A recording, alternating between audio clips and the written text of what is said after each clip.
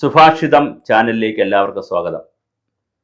ശബരിമലയിൽ ഇടയ്ക്കിടെ എന്തുകൊണ്ടാണ് ഈ ഒരു അപശകുനങ്ങൾ വരുന്നത്?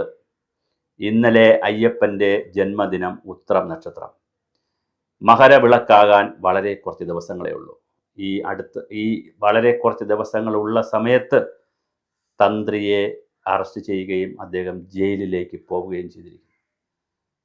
ഹിന്ദു സമൂഹത്തെയും ഹിന്ദു വിശ്വാസികളെയും വലിയ ഉത്കണ്ഠപ്പെടുത്തുന്നതും വലിയ ആശങ്കപ്പെടുത്തുന്നതും വലിയൊരു വെല്ലുവിളിയുമാണ് ഇവിടെ സംഭവിച്ചിരിക്കുന്നത്. ഒരിക്കലും ഹിന്ദു സമൂഹത്തിന് ഇത് സംഭവിച്ചു എന്ന് പറഞ്ഞാൽ ക്രിസ്തീയ സമൂഹത്തിലാണെങ്കിൽ പുരോഹിത വർഗം ഇതുപോലെ പല വേലകളും കാണിച്ച് യേശുവിൻ്റെ ക്രിസ്തുവിൻ്റെ ഒറിജിനൽ ആശയത്തിൽ വെള്ളം ചേർത്ത് അവസാനം കോൺസ്റ്റന്റൈനൊക്കെ വന്നപ്പോൾ അധികാരം കൈയാളുന്നതിനുള്ള ഒരായുധമായി മതത്തെ പ്രയോജനപ്പെടുത്തുന്നതും നമ്മൾ കണ്ടതാണ്. നബി തിരുമേനിയുടെ കാര്യമെടുത്താലും അതും കേവലം രാജാധികാരവും പ്രദേശത്തിൻ്റെ അധികാരവുമൊക്കെ വർദ്ധിപ്പിക്കുന്നതിനുള്ള കൊലയും കൊലവിളിയുമൊക്കെ അതുൾപ്പെടെ നടത്തുന്നതിനെ ന്യായീകരിക്കുന്ന ഒരു ന്യൂനപക്ഷമെങ്കിലും ഉള്ള ഒരു സമുദായവും മതവുമായിട്ടൊക്കെ അതിനെയും നമ്മൾ ചോദ്യം ചെയ്യുമ്പോൾ മതത്തെ തന്നെ ആളുകൾ തള്ളിപ്പറയുന്ന മതമാണ് കുഴപ്പം എന്ന് പറയുന്ന രീതിയിലേക്ക് പോകാറുണ്ട്. ഇവിടെ ഹിന്ദു വിശ്വാസത്തിലേക്ക് തിരിച്ചു വന്നാൽ ശബരിമലയിൽ എന്തുകൊണ്ട് ഇത്രയും അപശകുനങ്ങൾ വരുന്നു? നേരത്തെ 1984 1908 കാലഘട്ടത്തിലാണെന്ന് തോന്നുന്നു. അവിടെ അത് 2 വെട്ടാണെന്ന് പറയുന്ന ഒരു പീരീഡ് പറയുന്നുണ്ട്. 1900കളിൽ ഒരു തീപിടുത്തമുണ്ടായി. എന്തുകൊണ്ട് അന്ന് ആ അപശകുനം ഉണ്ടായി? രണ്ടാമത് 1950 അവിടെ ഉണ്ടായിരുന്ന ഒരു പഞ്ചലോഹ വിഗ്രഹത്തെ പൊളിച്ചു കളഞ്ഞു. അവിടെ തീവെപ്പ് നടന്നു. ഈ വിഗ്രഹങ്ങളിലൊക്കെ പ്രാണപ്രതിഷ്ഠ നടത്തിയിട്ടുള്ളതാണ്. പ്രാണപ്രതിഷ്ഠ എന്ന് പറഞ്ഞാൽ പൂജ ചെയ്യുന്ന ആളിൻ്റെ ആത്മാവും ആ വിഗ്രഹവുമായി എപ്പോഴും സംവേദിക്കാറുണ്ട്.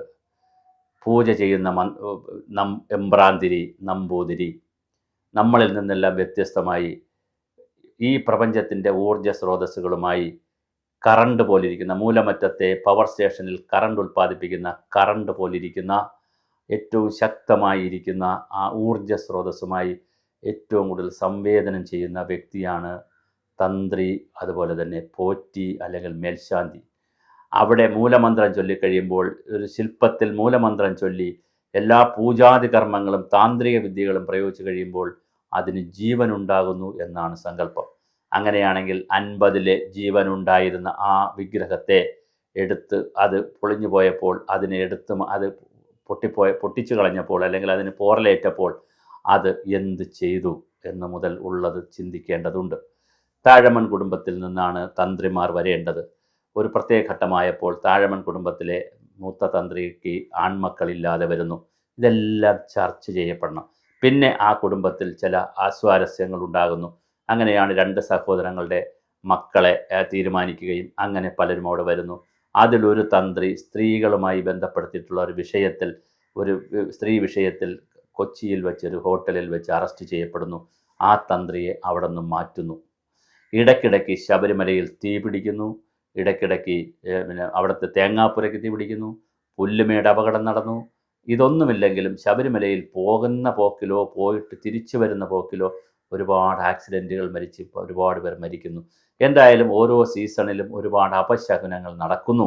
ആ അപശകുനങ്ങൾ നടക്കുകയാണെങ്കിൽ അതെന്തുകൊണ്ട് സംഭവിക്കുന്നു എന്നുള്ളതിൻ്റെ സ്പിരിച്വാലിറ്റി എന്താണ്, ആത്മീയത എന്താണെന്ന് ചർച്ച ചെയ്യണ്ടേ? കാരണം ഈ പ്രപഞ്ചത്തിലെ സകല ഊർജ സ്രോതസ്സുകളെയും, അത് സൂര്യൻ്റെ ആയാലും വെള്ളമായാലും വായുവായാലും മണ്ണായാലും പഞ്ചഭൂതങ്ങളുടെ എല്ലാ സ്രോതസ്സുകളെയും ആവാഹിച്ചു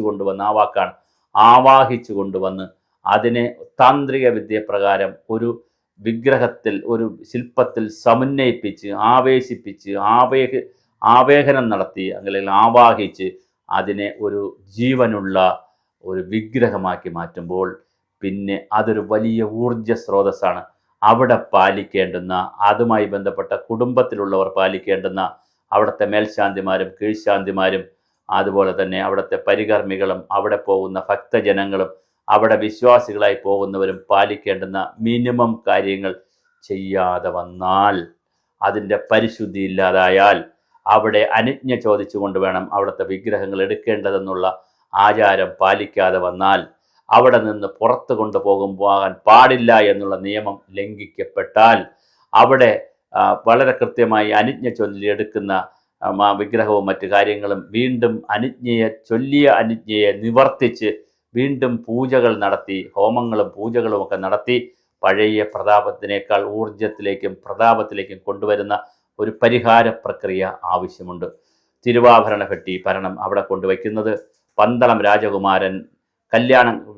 രാജകുമാരനായ മണികണ്ഠൻ കല്യാണം കഴിക്കണമെന്നും അങ്ങനെ കല്യാണം കഴിക്കാൻ വിസമ്മതിച്ച മണികണ്ഠനോട് എനിക്ക് ഒരു ദിവസം ഭാര്യാസമേതനായി ഇരിക്കുന്നതിനുള്ള ആ ഒരു സാഹചര്യം തരണമെന്നൊക്കെ പറയുകയും അങ്ങനെയാണെങ്കിൽ ഒരു ദിവസം സമ്മതിച്ചു എന്നൊക്കെ പറഞ്ഞാണ് പൂർണ്ണയും പുഷ്കലയും ഒക്കെ അവിടെ നിന്ന് തിരുവിതാംകൂറിൽ നിന്നും നമ്മുടെ പന്തളത്ത് നിന്ന് കൊണ്ടുപോയി അത് അവിടെ ക്ഷേത്രത്തിൽ ആടയാഭരണങ്ങളെല്ലാം അണിയിച്ച് അന്ന് വാദ്യമേളങ്ങളോടുകൂടി ഒരു കല്യാണ ദിവസം പോലെയാണ് ആചരിക്കുകയും അന്നാണ് തമ്പുരാൻ പിതാമഹൻ പന്തളം കൊട്ടാരത്തിലെ പിതാമഹൻ രാജാവ് അവിടെ കയറുന്നതും അതിനെ രാജാധികാരത്തിലൂടെ അവരെ പോറ്റിയും തന്ത്രിയും ഒക്കെ വന്ന് സ്വീകരിക്കേണ്ടത്. ഇതൊരു രാജാധികാരത്തിൻ്റെ പ്രശ്നമായിരുന്നു. പക്ഷെ അവിടെ കേവലാധികാരത്തിൻ്റെ പ്രശ്നത്തിലേക്ക് പോയപ്പോൾ, കേവല അഹംബോധത്തിൽ നിന്ന് അഹംഭാവത്തിലേക്ക് എല്ലാവരും മാറിയപ്പോൾ, അഹംബോധത്തിൽ നിന്ന് അഹങ്കാരത്തിലേക്ക് എല്ലാവരും മാറിപ്പോയപ്പോൾ സ്വാഭാവികമായി ഈഗോയും തർക്കങ്ങളും ഒക്കെ വന്നപ്പോൾ ഒരു കൃഷ്ണപ്പണിക്കർ എന്ന് പറയുന്ന ഒരു താന്ത്രിക വിദ്വാൻ, അല്ലെങ്കിൽ ഈ ദേവപ്രശ്നം വയ്ക്കുന്ന ഒരു വിദ്വാൻ തന്നെ, ഒരു ആചാര്യൻ തന്നെ പറഞ്ഞു കളഞ്ഞു, ഇനി ആഭരണങ്ങളൊക്കെ എവിടെ കൊണ്ടുവയ്ക്കണം, ആറന്മുളയിൽ കൊണ്ടുവയ്ക്കണമെന്ന് പറഞ്ഞു. അത് ആറന്മുള ക്ഷേത്രത്തിൽ, പാർത്ഥസാരഥി ക്ഷേത്രത്തിൽ കൊണ്ടുവയ്ക്കണം. അതൊരു കാരണവശാലും പന്തളത്ത് വയ്ക്കാൻ കഴിയില്ല എന്നുള്ള തർക്കങ്ങൾ, അതുപോലെ ഓരോ വിഷയങ്ങളായിട്ടെടുത്ത് വാവരുടെ വിഷയം, അതുപോലെ തന്നെ ഹരിവരാസനം എഴുതിയതുമായി ബന്ധപ്പെട്ടിട്ടുള്ള വിഷയം, തീപിടുത്തത്തിൻ്റെ വിഷയം, ഇങ്ങനെ ഓരോ വിഷയങ്ങളായി നമ്മൾ സാധാരണ ഒരു അക്ഷയ സെൻറ്ററിൽ കാണുന്നത് പോലെ അക്ഷയ സെൻറ്ററിൽ ചെന്ന് കാര്യങ്ങൾ നേടാൻ പൈസ കൊടുത്ത്, ചെറിയ ഫീസ് കൊടുത്ത് കാര്യം നേടുന്നത് പോലെ അമ്പലത്തിൽ ചെന്ന് ഒരു അർച്ചന എഴുതി, അല്ലെങ്കിൽ ഒരു പുഷ്പാഞ്ജലി എഴുതി, അല്ലെങ്കിൽ എന്തെങ്കിലും ഒരു പൂജ നടത്തി ദൈവം ഒരു കാര്യം സാധിച്ചു കൊടുക്കാനിരിക്കുന്നത്, ദൈവമേ മോളെ പരീക്ഷ ജയിക്കണമേ, മോൻ്റെ കല്യാണം നടക്കണമേ, മോളെ കല്യാണം നടക്കണമേ, അങ്ങനെ അസുഖങ്ങൾ മാറ്റിത്തരണം എന്ന് കുഞ്ഞു കുഞ്ഞു കാര്യങ്ങൾ ചെന്ന് പറഞ്ഞാൽ ഒരു ദക്ഷിണയും വാങ്ങി, പോറ്റിക്ക് കൊടുക്കുന്ന ദക്ഷിണയും അമ്പലത്തിൽ നിന്ന് ദക്ഷിണയും വാങ്ങി, അവിടുത്തെ ഈ പൂജാതി ദ്രവ്യങ്ങളും വാങ്ങി, അവിടെ കൊടുക്കുന്ന സാമ്പ്രാണിത്തിരിയും കട്ടയും എല്ലാം പോഞ്ചാനും ഒക്കെ വാങ്ങി, അങ്ങനെ മധുര ലഹരിയിലിരിക്കുന്ന ഒരു ആളാണ് ദൈവം എന്ന് സങ്കല്പിക്കുന്നിടത്തുനിന്നാണ് ഈ പ്രശ്നങ്ങളുടെ എല്ലാം ആരംഭം. അതേസമയം ഒരു അഹംബോധത്തിൻ്റെ ഭാഗമായിട്ടുള്ള, ഒരു വിനയത്തിൻ്റെ ഭാഗമായിട്ടുള്ള സത്യധർമ്മ നീതി ന്യായ സഹകരണ സഹാനുഭൂതി, ഒരുപാട് ഘടകങ്ങളുണ്ട്, അഹിംസ, ഈ ഘടകങ്ങളുടെയൊക്കെ ബാക്കി പത്രമായി വരുന്ന ഏറ്റവും പരിശുദ്ധമായി സൂക്ഷിക്കുന്ന പ്രപഞ്ചത്തിൻ്റെ ഊർജ സ്രോതസ്സാണിതെന്നും ഇതൊരു ഹൈ വോൾട്ടേജ് ഇലക്ട്രിസിറ്റി ആണെന്നും സൂക്ഷിച്ച് കളിച്ചില്ലെങ്കിൽ അതിൻ്റേതായ ബുദ്ധിമുട്ടുകൾ ഉണ്ടാകുമെന്നും മനുഷ്യർ തിരിച്ചറിയണം. പഞ്ചഭൂത നിർമ്മിതമായ ഈ ലോകത്ത്, ഈ പ്രപഞ്ചത്തിലെ അതിൽപ്പെടുന്ന ചെറിയ ഘടകങ്ങളുടെ ഏറ്റവും ചെറിയ ഘടകമായിട്ടുള്ള മനുഷ്യർ വല്ലാതെ അഹങ്കരിച്ചാൽ അത് ഇങ്ങനെ വരും. ശബരിമലയിൽ ഈ പറഞ്ഞതുപോലെ അയ്യപ്പൻ, ഒരു ചോദ്യം ഇന്നലെ മുതൽ നമ്മൾ ചോദിക്കണം. അയ്യപ്പൻ്റെ നക്ഷത്ര ദിവസമായ ജന്മദിനമായ ഉത്രനാളിൽ മകരവിളക്കിന് ഏതാനും ദിവസമുള്ളപ്പോൾ SIT അറസ്റ്റ് ചെയ്തതൊക്കെ അവിടെ നിൽക്കട്ടെ, അയ്യപ്പൻ ഈ തന്ത്രിയെ കൈവിട്ടോ? അങ്ങനെ കൈവിട്ടുവെങ്കിൽ എന്താണ് കാലാകാലങ്ങളിൽ അവിടെ നടക്കേണ്ടിയിരുന്ന പാപപരിഹാര ക്രിയകൾ നടന്നോ? ഇത് തന്ത്രി നടത്തിയോ അല്ലെങ്കിൽ ദേവസ്വം ബോർഡ് നടത്തിയോ എന്നുള്ള അല്ല എൻ്റെ ചോദ്യം. അവിടെ ശബരിമല ക്ഷേത്രവുമായി ബന്ധപ്പെടുത്തിയിട്ടുള്ള കാലാകാലങ്ങളിൽ നടക്കേണ്ടുന്ന പാപപരിഹാര പ്രക്രിയകൾ അവിടെ നടന്നോ? താഴമൻ കുടുംബത്തിൽ നടക്കേണ്ടതുമൊക്കെ നടന്നോ? പോറ്റിമാരുടെയും ഈ പറയുന്ന സംവിധാനങ്ങളിലൊക്കെ നടന്നോ എന്നുള്ള ഒരു പുനർവിചിന്തനം ഈ മതത്തിൻ്റെ, ഈ വിശ്വാസത്തിൽ ഉള്ളവർ, ഹിന്ദു വിശ്വാസികൾ വളരെ കൂട്ടായി ചിന്തിക്കാനുള്ള ഒരു ഗ്രഹപാഠമാണ് അയ്യപ്പൻ തന്നിരിക്കുന്നത്. ആ ഗ്രഹപാഠത്തെ അതിൻ്റെ അർത്ഥത്തിലെടുക്കുക. അത് യുക്തിവാദികളുടെയും അല്ലെങ്കിൽ കുറേ ശാസ്ത്രവാദികളെന്ന് പറയുന്നവരുടെയും അല്ലെങ്കിൽ കമ്മ്യൂണിസ്റ്റുകാരുടെയും സുഡാപ്പികളുടെയും ഒക്കെ ആലയത്തിൽ കൊണ്ടിട്ട്, മൂശയിൽ കൊണ്ടിട്ട് ചർച്ച ചെയ്യേണ്ട ഒരു വിഷയമല്ല. അത് വിശ്വാസികളുടെ വിഷയമാണ്, വിശ്വാസത്തിൻ്റേതാണ്. അവിടെ ചർച്ച ചെയ്യേണ്ടത് വേറെ കാര്യങ്ങളാണ്. അങ്ങനെ ചർച്ച ചെയ്തുള്ള പാപപരിഹാര ചിന്തകളിലേക്ക് പോകാത്തതിൻ്റെ ബാക്കി പത്രമാണോ ഈ രൂപത്തിൽ നമുക്ക് അപശകുനങ്ങളായി, ദുരന്തങ്ങളായി വന്ന് അയ്യപ്പൻ്റെ പിതാമഹൻ എന്ന് കണക്കാക്കുന്ന, പിതാമഹൻ രാജകൊട്ടാരത്തിലുള്ളവരാണ്, എന്നാലും ദൈവക തുല്യമായിട്ടൊക്കെ ആളുകൾ ആദരിക്കുന്ന ബഹുമാനിക്കുന്ന തന്ത്രി പോലും അകത്ത് കിടക്കുന്നത് കേവലം ഒരു ഗൂഢസംഘത്തിൻ്റെ പ്രവർത്തനങ്ങൾ കൊണ്ട് മാത്രം കഴിയുമോ എന്നുള്ളൊരു ചോദ്യവും ആത്മീയമായി ഇവിടെ ഉയർന്നു നിൽക്കുന്നു.